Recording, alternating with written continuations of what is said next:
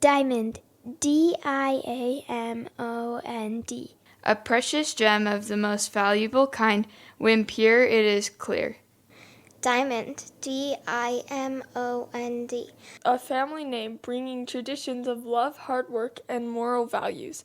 This is the Diamond Education Podcast with my mom and dad, Jon and Kellee England. Welcome to the Diamond Education Podcast with Jon and Kellee England, your hosts. We're here to help you find the most valuable education for your child. And today we're going to do something a little bit different. It's just going to be Kellee and I discussing just maybe current events that are going on and some of the stuff that I've been learning in my regular job that isn't involving in the podcast. And we're going to be talking about microschools and education entrepreneurship. Yeah. So it's super exciting. So Jon has the opportunity that he gets to travel around to quite a few states, see a lot of different options out there, and he's seen some really cool things. He's come home and talked about it.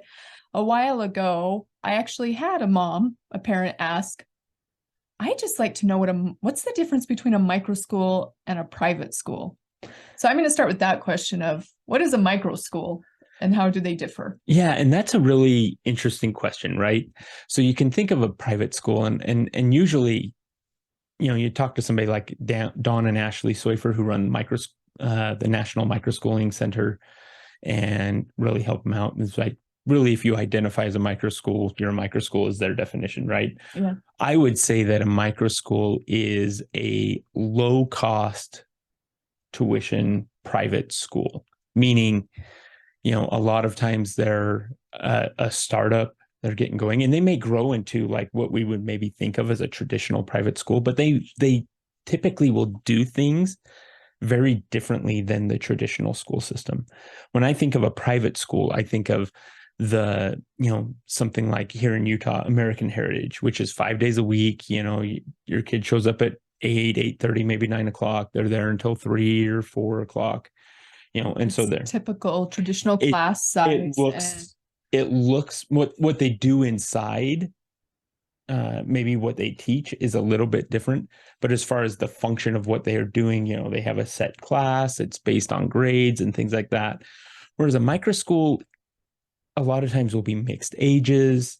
They're typically really small, less than 150 students, maybe smaller, a lot of times often smaller.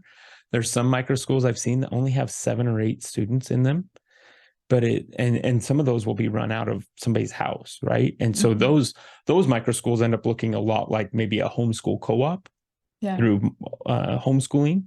And then there's other microschools that look a lot more like a traditional school. We have actually 2 of our children going to, I would classify them as a microschool, even though they don't classify themselves as a microschool, just because of the size of it and the fact that they only go 3 days a week, and they rely really heavily on a couple of days at home where the kids have a chance to just read all these amazing books.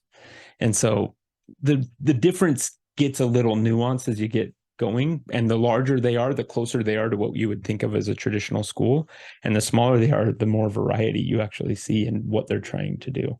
Yeah. Well, and I would say there is crossover. Oh, for sure. Yeah, it's a Venn diagram. Like there is some similarities, and it's definitely a Venn diagram, and there's parts where, one school would call themselves a private school and another would call them a micro school, but they're doing basically the same things. Yeah. And so it is a Venn diagram with all the different things. And in fact, there's some public schools that you could probably call a micro school because they've created a special class that does something very, very differently.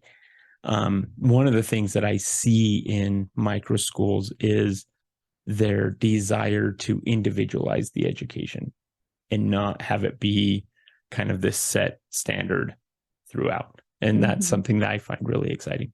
Yeah. Thank you for the explanation. Yeah.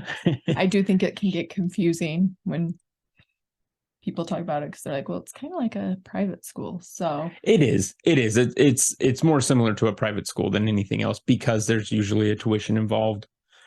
Yeah. Not always though, because sometimes it's just a startup and you're just paying for materials because a mom loves doing something, right? Yeah. But yeah. Yeah. Cool. So I want to hear some of maybe a few micro schools that you visited or saw or somebody talked about that were cool? Fun Yeah. ideas? So there's been some really amazing ones. Most of the ones I've seen are Acton academies, just because we have a few of those here in Utah, and on some of the tours, they're a larger kind of almost a microschool network. So that's a specific philosophy that comes out of this idea of microschooling. But the thing I love about them is, again, they talk about how the child is the hero of their own story. Mm-hmm. And they go on this hero's journey, and if you're familiar with the story elements of the hero's journey in literature, you know that they kind of start out in one way and then they go on this adventure and they have to learn and they grow. You know, think about Frodo in the Lord of the Rings, you know, and I mentioned that because we've been watching that, but Frodo is not the same as when he left. And that's the idea behind an Acton Academy, is that the child will not be the same person. They'll have learned and grown and discovered some of their limits. Yeah. and Which is learned applicable to life, really. Oh, for sure. What is that quote you always say? You and I are constantly. Oh yeah, you and I are constantly becoming something or someone we are not. We can't change that. We can only guide it. So it kind of, I think that goes along with that idea. Absolutely. So. Absolutely. But there's been others too that, you know, there's a lady, again, I listened to Carrie McDonald's Liberated podcast where she highlights a lot of these different models, but she does, I think it's called Forest School, but I'll have to check me on that. But she basically, she meets people and it's like twice a week and they meet up and they go on a hike into nature and then they do science, biology, nature stuff in the forest. So they'll go on a hike and it's usually an all-day event. You know, parents sometimes come, sometimes they don't come, things like that. So that's one school that I've heard of. There's a lady here actually in Utah who's trying to get a school started where she's done therapy with horses for kids, and she's trying to turn it into a school. So it's not necessarily for somebody who's been through something traumatic, but just a way for kids to come, and they're doing learning, but they're also learning with horses and things like that. So there's really some amazing and cool ideas that you can help find really individualized education for your children through these different models that are out there. Well, and I think it goes along with what we said, is going off that passion driven, that your child's interest, right? Yeah. Like, what a better environment for a child who loves animals than maybe go to school with horses, right? Or the child who loves like hero stories, or you know, or literature. We've seen schools that are literature based, or you know, it's just, there's so many opportunities out there. Yeah. That sometimes when parents are like, I don't know what to do, which I mean, you and I sometimes don't know what to do with our children, that I'm always like, there is a lot of micro schools out there and they're going to continue to grow. Yeah. And we had even, you know, Kim Goetz on, who is running a charter school out of Pleasant Grove. And I think it's called Canyon Grove Academy, where she really does like individualize it for the family, right? Yeah. So she has kids who will come 1 or 2 days a week physically to the school, and some that will come 5 days a week. And she allows for that modification. And then she has like activities and packets put together that the families can take that's based on the child's interests. And then her farm. And she has a farm and farm animals and garden space, and each grade has its own garden. And actually I went and I toured the school, and they have a space center. So they'll go in and they'll like pretend they're on, you know, think science fiction, Star Trek, going on this trip, and they run into these aliens and they have to problem solve through these different scenarios, and they learn that way. And so there's then Adam Hillstone with Williamsburg Academy. Yeah, absolutely. Which can either be in person or online, but it's leadership based academy, you know, for those kids into literature or leadership skills. Or I've seen he has entrepreneur, and I mean, they have way more than what I'm listing, and then the idea of hybrid. Yeah. Like so next year, our second, child keeps expressing her biggest love is writing. And she keeps asking, Mom, what could I do to write to earn money? Or how could I be a better writer? Or what could we do? And so this next year, we're actually excited because she's loved her school. Yeah. But we're coming to the point of she really wants to go and get heavy into literature and writing.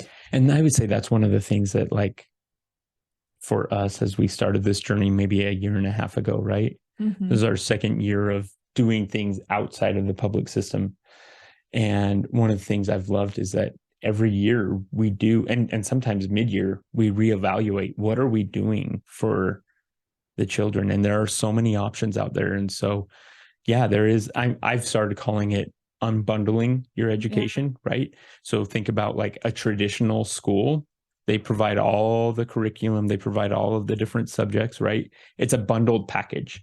And sometimes that's what you want and that's what you need.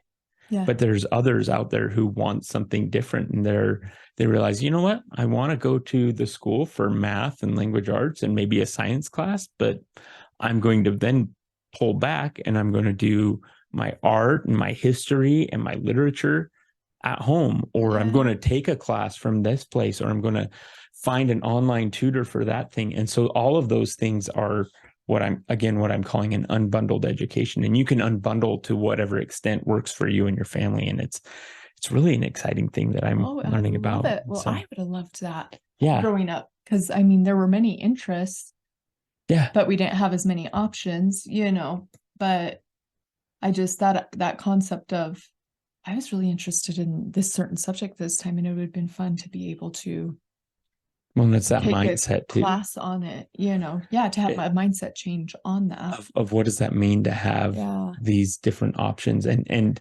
not thinking of school as just or learning as the thing that happens in that one building for 5 days a week. Oh yeah. Right. And expanding what that means. I remember the story from Carrie McDonald that she shared on our podcast of, I believe it was her oldest daughter who, she started taking a martial arts class that was Korean based. Right. And that got her started into learning more about the Korean culture. She got really interested. And so she started taking the Korean language, so she could learn more about the culture because she was interested in it. And so that's the idea of, I think, really trying to find the passion-driven education for each of your child. That is lifelong learning. Absolutely. That doesn't end like, oh, now I'm interested, let me pick up a book or take a class or look online if there's options to learn that. Like this last year, I mean, saying this is lifelong because I'm obviously not in the, K-12 age group anymore, but astronomy, I got into and started geeking out. And then my husband got me a space book, and my problem tends to be too, though, I have too many interests and I have to narrow it down to the one thing. So which is actually something that I think we can look at, because it's that idea of we are lifelong learners. If we have that fixed mindset, eternal learners. Eternal learners. But if we have that fixed mindset of even in your job, right, and taking the time to be like, I don't actually like what I'm doing, so learn something new and change your job. It's okay. Well, and I would even say when they get older too, what's the matter if they go and they're interested in the medical field and they get a job as like an MA and start the medical field, or if they want to college courses, a lot of these kiddos are graduating with degrees in a field they want to go into, or and that's actually a trend that's happening in college enrollment is fewer people are enrolling full-time in colleges here in the state. There are some, but we're getting fewer and fewer, and there's a lot of reasons that are out there.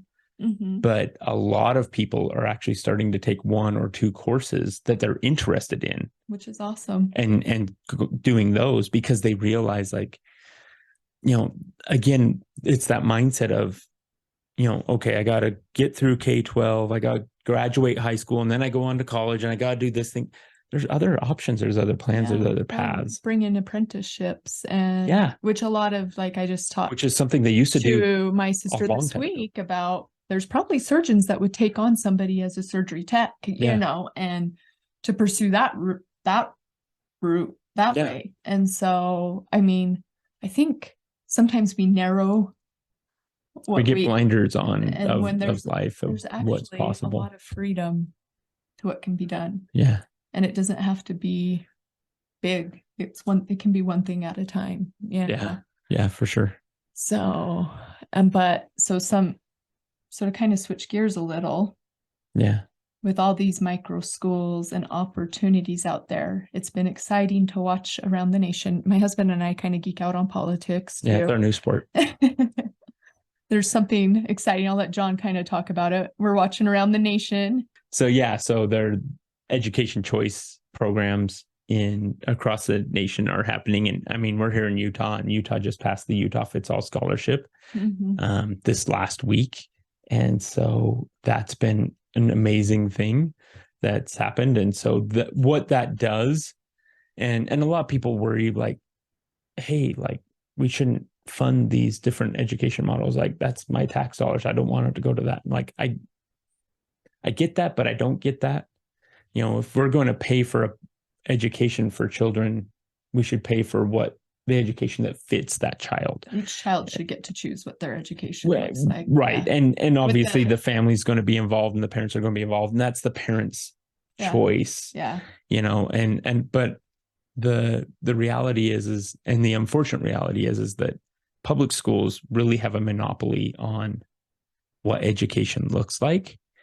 And because they have that monopoly, everybody tries to do what they're doing the same. But when you get these programs like the Utah Fits All Scholarship, Iowa just passed an education choice program last year. Arizona passed something a couple years ago. West Virginia passed. They're called education spending accounts, where you as the parent get to decide, and you can choose to use it for a tuition towards a private school, or you can do that unbundled, like we said before. And even into our scholarship, they added in that a public school child could do part-time in the school, and then they can unbundle, they can go split time, which I thought was really, so they can go half-time to public school and half-time do this personalized education. Absolutely. And I think that's the amazing and wonderful thing, I think, about this education choice stuff that's happening. It will only serve 5,000 students in Utah of the 700,000 that we have or so, which, I mean, isn't a huge amount. The funding is less than 1% of the spending of Utah students. But I mean, if we're going to tax people for education, then the parents should have a say in what that is. And that's the exciting thing. And that's actually really good news for these education entrepreneurs, because they are competing with a government system that is forcing taxpayers to pay for it, right? Yeah. Through taxes. Yeah. And so if we can open that up and allow the free market to come in, and the statistics that say, let me finish this part. Okay, sorry. But the statistics say, and they show that when you have education choice policies, or robust education choice programs in your state, that not just the students who are using the choice programs, but all students across public and private, unschooled, homeschooled, they all benefit, because you get a more robust market and people trying new things and discovering new things. And the public system starts to innovate more too, which is great. Yeah. So I think it's good to have competition. And I think many of our podcasts, throughout our podcast, there's been it's good for a school that's not good to fail. It's good for a school to close. Well, and that, I think we don't want to think about that too much, because I mean, it's children's education that we're thinking about. And so, I mean, it's definitely more important than a burger joint failing, right? Yeah. And I understand that, but it also means that, hey, here's this model that nobody wanted, so we should let it fail. Yeah. Right. Yeah. And as those models grow, there's going to be some that become better. Like the Acton model is a successful model because they have a proven record of what they're doing, and that's why that network is growing, and they have the support, and you're getting a lot of them around the nation, because it's working for a lot of people. And here's the thing that we don't usually talk about with education choice programs is this is actually really good for teachers too. Yeah. Most of the people who are starting these new micro schools and going out and beginning these things, most of them are former public school teachers who got frustrated with the bureaucracy of the public education system. And they wanted to be able to go out and have art be such a huge thing, whereas in the public system, a lot of times it gets pushed to the side because it's not reading, it's not math, Yeah. and which And is, some want it just it's not a simplified. tested subject. Yeah. Yeah, Yeah. I think it helps people to innovate absolutely. and fulfill what And they're they're excited Yeah. about their learning. Yeah. I mean, they still have problems, but the problems aren't with the actual education they're doing. They're more like business owner problems Yeah. of like, okay, I gotta make sure that like I'm charging the right amount of tuition so that I can live. Yeah. Right. Yeah. And that's an important part of and right now some of these aren't even like the kids where our kids go. Yeah. They're not They're are not just making people money. who love what they're doing, but the actual owners are not earning income off of it. Earning income. They are doing it because they believe in what they're doing. And that's one of the things that's really hard is the successful models are barely making ends meet. Yeah. Because they are competing with the public system, which is funded free. Yeah. But anyway. Well, you can't say free. Nothing's free. Yeah. It's taxpayer funded. Yes. Right. Yeah. So anyway, I think that's our podcast for the day. Yeah. And it's been great talking about micro schools and education and all these things over the last half year. We're going to continue doing it. I've met some people that we're going to invite on and have conversations with. But so, John, I want to ask you, what is probably one of the what is something that has stood out to you in our podcast? Is there one in general, or just a theme or idea? I think one of the ones that has hit me the most actually was Adam Hailstone, and talking with him, and specifically the conversation about thinking errors. Because, I've heard about them and I understand them, but he actually took us through a process for us to evaluate what is a thinking error. What does it mean when you have confirmation bias? Yeah. And we did that, right? And that really, really stood out to me as far as that goes. What about you? Well, of course, Andrew Pudwa doesn't know it, but he is one of my mentors I listen to. But, yeah. So I always love, I guess the ones that are the laid back, like trust the journey mentality. Like, I think that's an important point. Yeah. That do your best. The Lord will make up the rest. Yeah. And really enjoy your children and the journey. Yeah. And I can honestly say when I'm doing that with my kids, the journey is more enjoyable, and it makes it, and we're closer as a family, and we're closer to God. Yeah. And so I love all of that. And just, I think that's a really Andrew good point. Pudwa and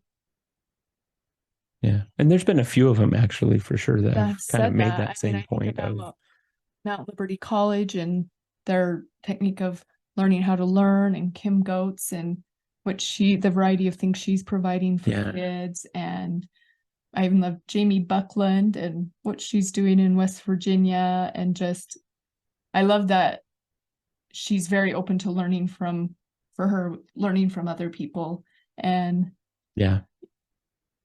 and not everybody's different, and don't feel threatened if somebody disagrees. And and Carrie McDonald's unschooling was eye-opening for me on being very laid back and letting your kids learn and grow. So and I think that's an important point. That's a good place for us to stop, I think. So anyway, thank you for listening to our podcast. That's all we got to say for today, but we would appreciate if you'd share our podcast, and if you'd give it a thumbs up or a rating or whatever, make it so other people can find it easily. So thanks. Thank you for listening to the Diamond Education Podcast. You can connect with us on Twitter, Instagram, and Facebook at Diamond Education, DIMOND. or on our website, diamonded.com.